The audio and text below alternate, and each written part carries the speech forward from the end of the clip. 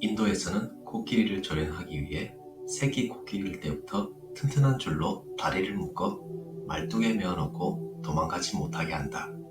처음에는 필사적으로 도망치려고 하지만 힘이 약한 아기 코끼리는 줄을 끊거나 말뚝을 뽑지 못한다. 그러다 보니 점차 도망가려고 해도 소용없겠네? 라고 생각하게 된다. 어른 코끼리로 성장해서 도망칠 만큼 충분한 힘이 생겨도 소용없다는 고정관념이 생겨 도망칠 생각도 하지 않는다. 여러분들도 돈을 끌어당기고 싶은데 뜻대로 되지 않는 경우가 많지 않으신가요? 혹시 코끼리처럼 미리 포기하여 그 기회를 놓치는 경우가 많습니다. 저번 영상에서 양자역학을 통해 모든 물질은 에너지로 구성되어 있고 그것을 끌어당기는 원리가 중요한 것을 살펴보았습니다.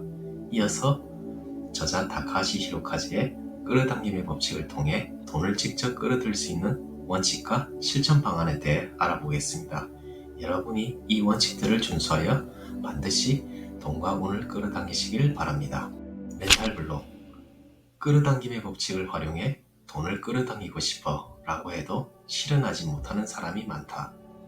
그런 사람들은 돈에 대한 부정적인 멘탈 블록이 있기 때문이다. 멘탈 블록이란 인간이 무언가 행동하려고 할 때 할 수 없어, 안 될 거야 라고 생각하면서 행동하지 못하게 하는 사고다. 어릴 때 부모가 입버릇처럼 돈 이야기는 하면 안 돼, 땀 흘려 일하지 않으면 돈은 벌 수 없어 같은 말을 하면 돈에 대한 부정적인 이미지가 잠재의식에 새겨진다. 어릴 때부터 스스로 돈을 벌지 않고 어른이 되거나 학생 때 용돈을 버는 수준의 아르바이트만 하면 나는 이 정도밖에 벌 수 없어 라는 고정관념이 자리 잡는다. 또는 사회인이 되어 한 회사에 소속되고 매달 월급 받는 일에 익숙해지면 나는 월 200만 원의 가치밖에 없어 라고 생각하거나 훨씬 많이 벌 수 있는데도 200만 원 이상은 벌 수 없어 라는 이미지가 생긴다. 이런 멘탈 블록을 없애려면 잠재의식에 새겨져 있는 돈에 대한 부정적인 이미지를 없애야 한다. 부자가 되고 싶어 라고 말하는 사람이 있다고 해보자. 표면의식에서는 그렇게 생각해도 잠재의식에서 부자가 될 수 없어 라는 이미지가 새겨져 있으면 결과적으로 자신도 모르게 부자가 되지 못하는 현실로 행동한다. 예를 들면 보너스가 들어와도 금방 다 써버리거나 복권에 당첨돼도 개인 파산을 하는 사람들 말이다. 부자가 되고 싶다라는 생각은 그 생각에 주파수를 내보내고 부자가 되고 싶다는 현실, 즉 지금은 부자는 아닌 현실을 끌어당기게 된다. 이런 생각을 뒷받침하는 것이 잠재의식에 새겨진 돈에 대한 이미지다. 그래서 잠재의식에 새겨진 돈에 대한 부정적인 고정관념을 깨야 한다. 양자역학은 그런 고정관념을 깨는데 큰 역할을 한다. 돈을 쓸 때의 마음가짐. 대부분은 자신의 통장에 보이는 금액이 내가 가진 돈이라고 믿는다. 하지만 모든 사람이 한꺼번에 은행에서 통장의 돈을 찾으려고 해도 그런 현금은 은행에 없다. 통장에 찍힌 금액은 실제 돈이 아니라 금액에 대한 정보이자 양자역학적 관점에서 보면 에너지일 뿐이다. 어떻게 하면 돈을 끌어당길 수 있을까? 통장에 있는 돈뿐만 아니라 전 세계 은행에 있는 돈이 내 것이라고 믿어야 한다. 풍요의 마인드를 가지고 세상 모든 은행에 있는 돈을 내 것으로 생각하면 돈이 부족하다는 생각이 사라지고 돈을 쓸 때 주저하지 않게 된다. 돈을 사용할 때 돈이 줄어든다. 돈 쓰기 아까워라고 생각하면 빈자 마인드나 구두쇠 마인드의 주파수를 내보내 풍요를 끌어당기기가 어렵다. 진정한 풍요를 끌어당기기 위해서는 풍요의 마인드에 맞는 주파수를 내보내야 한다. 그렇다면 어떤 식으로 돈을 쓰면 좋을까? 바로 돈을 쓸 때 큰 기쁨을 느끼는 것이다. 돈 쓰는 일은 기쁨의 에너지를 배가시킨다. 원하는 상품이나 서비스를 손에 넣었다면 당신은 기쁨을 느끼고 동시에 가게 주인도 매출이 올라 기쁠 것이다. 가게 주인이 기뻐하는 모습을 보고 당신도 기쁘다. 당신이 손에 넣은 것을 누군가에게 선물하면 선물을 받는 사람도 행복하고 그 사람이 행복해하는 모습을 보면 당신도 기뻐진다. 타인에게 선물하기 위해 돈을 쓸 때 기쁨의 에너지는 5배나 된다. 그리고 그 기쁨의 에너지가 무한한 우주의 은행에 쌓이게 된다. 이렇게 생각하면 돈을 쓰기만 해도 풍요의 주파수를 내보낼 수 있다. 나의 선택이 가능성을 만든다. 눈에 보이지 않는 상상이나 사고는 양자역학적으로는 파동성을 가지고 있다. 그리고 상상이나 사고를 현실화하려면 파동성에서 입자성으로 바꿔야 한다. 소립자가 관측되면 파동성에서 입자성으로 변하는 것처럼 생각이나 상상을 언어로 말하는 순간 보이지 않던 것들이 보이게 되면서 파동성에서 입자성으로 바뀌고 모든 일이 구체적으로 변한다. 당신이 하는 말로 현실이 만들어지는 것이다. 이처럼 말을 바꾸고 이를 통해 현실을 바꾸는 것을 언어의 법칙이라고 한다. 언어에 힘이 있다는 믿음은 예전부터 동양사상에 잘 나와 있다. 말이 씨가 된다라는 속담이나 엄마 손은 약손이라고 말하면서 배를 문지르면 배앓이가 낫는다는 믿음이 그 예다.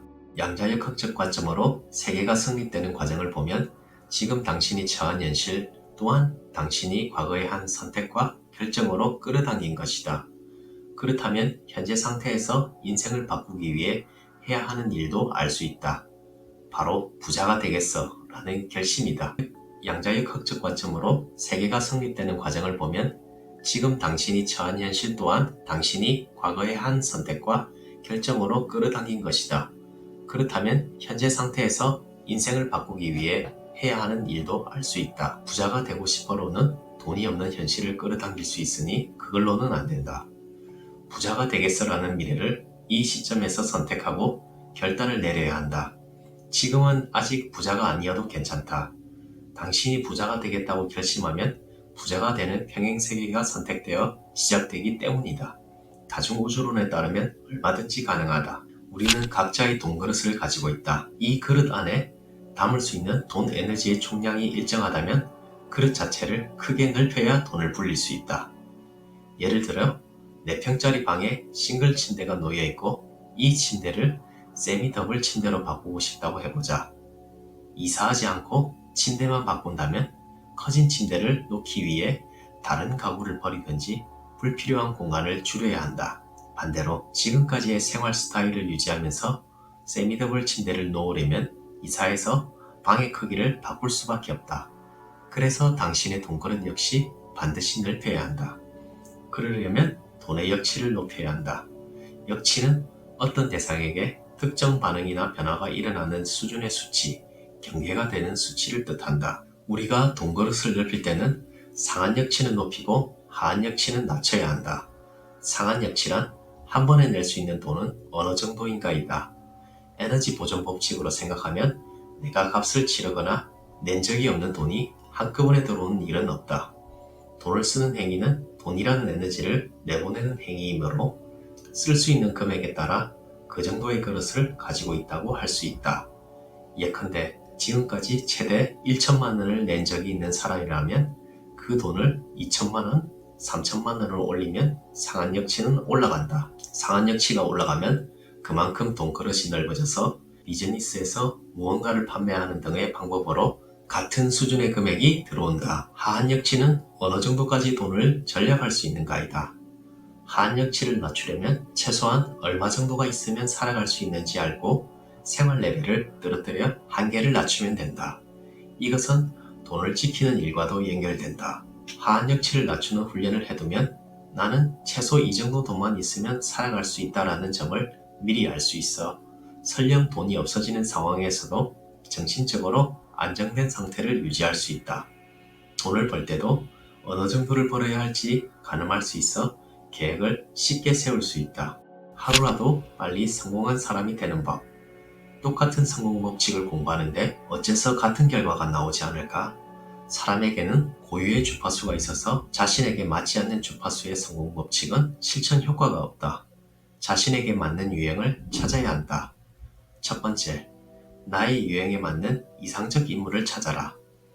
내가 이상적으로 생각하는 사람을 흉내내는 것을 모델링이라고 한다. 그 사람이 평소에 어떤 일을 하고 어떻게 말하고 어떤 생활을 하는지 자세히 조사해서 자신과의 차이를 적어보자.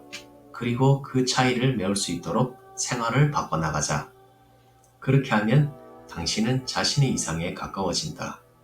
자신을 재정의하고 지금까지의 자신과는 다른 새로운 자아상으로 재구축하는 것이다. 이것이 바로 자기혁명이다.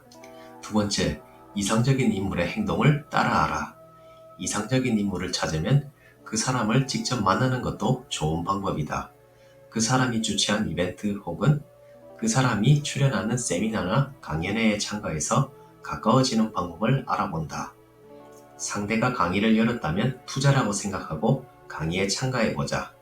새로운 사람과 만나고 관계를 맺기 시작하면 당신 내 속의 거울 뉴런이 활성화돼서 좋은 영향을 받을 수 있다.